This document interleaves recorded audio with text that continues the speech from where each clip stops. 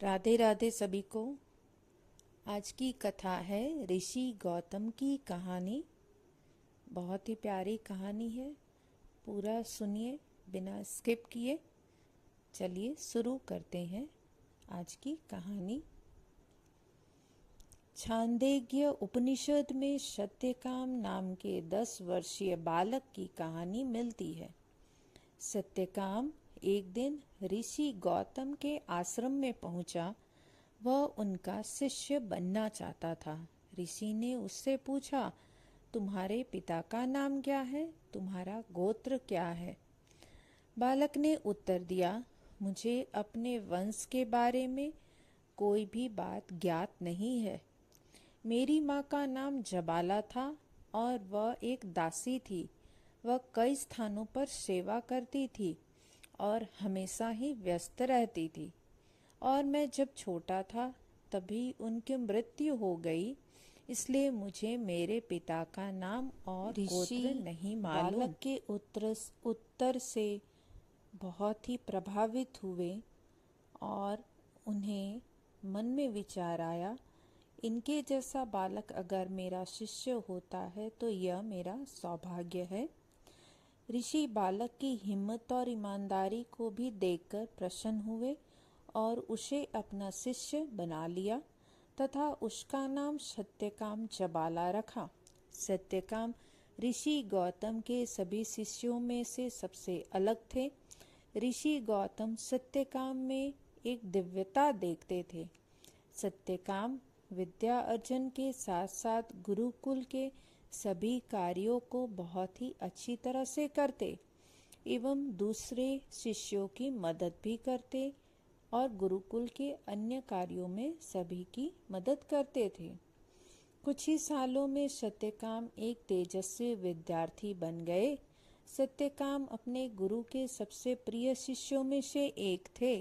गुरु के निर्देशानुसार वे सभी कार्य को बहुत ही अच्छी तरह से निभाते और गुरु की आज्ञा का पालन करते थे। एक दिन ऋषि गौतम ने सत्यकाम को निर्देश दिया, इन 400 गायों को लेकर जंगल में जाओ और जब इनकी संख्या 1000 हो जाए तो वापस लौट आना। अपने गुरु की आज्ञा मानकर सत्यकाम गायों को जंगल में ले गए।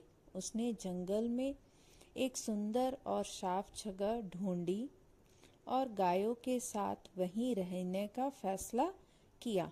सत्यकाम ने गायों को चराया, उनकी सेवा की और जंगली जानवरों से उन गायों की रक्षा भी की।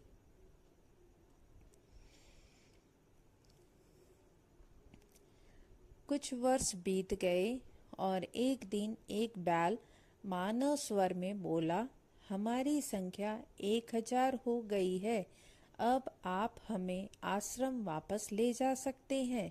आपने हमारी अच्छी सेवा की है, इसलिए मैं आपको कुछ ज्ञान दूंगा।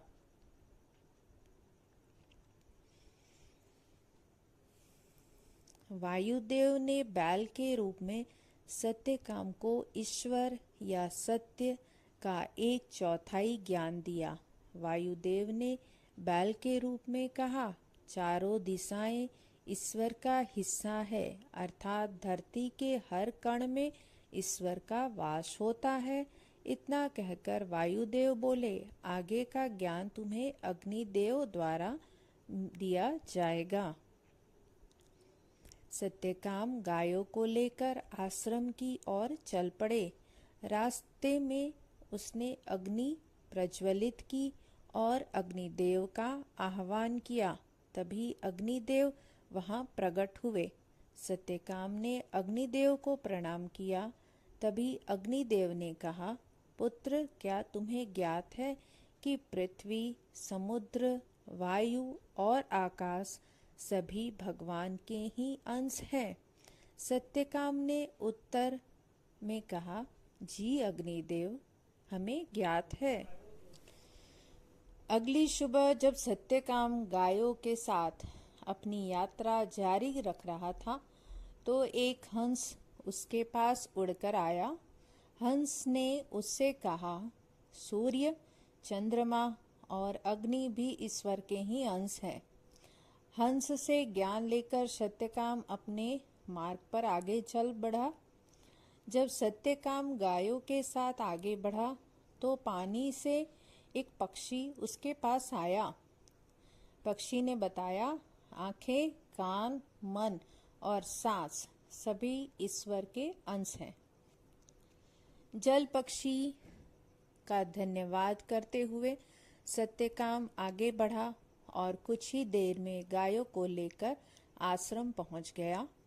आश्रम में ऋषि गौतम ने सत्यकाम को अंतिम ज्ञान दिया। आश्रम की जिम्मेदारी उसे सौंपी और खुद कैलाश को चल पड़े। इसलिए बच्चों, हम सभी को सत्यकाम की तरह ही कर्मशील होना चाहिए। यह कहानी से हमें यह प्रेरणा भी मिलती है कि पृथ्वी, आकाश, सूर्य, चंद्रमा, अग्नि, वायु, जल सभी जीवित प्राणी हैं और यहाँ तक कि हमारा शरीर और मन का हर भाग ईश्वर का ही अंश है। ईश्वर ही सत्य है। छोटी सी और प्यारी सी कहानी यदि आपको पसंद आई हो तो कृपया मेरे चैनल को लाइक, शेयर, सब्सक्राइब अवश्य करें। नोटिफिकेशन का बेल जरूर से जरूर दबाएं ताकि नई कहानी आप तक जल्द से जल्द पहुंच सके। फिर से नई कहानी लेकर आपके साथ आपके तक वापस जरूर से पहुंचूंगी।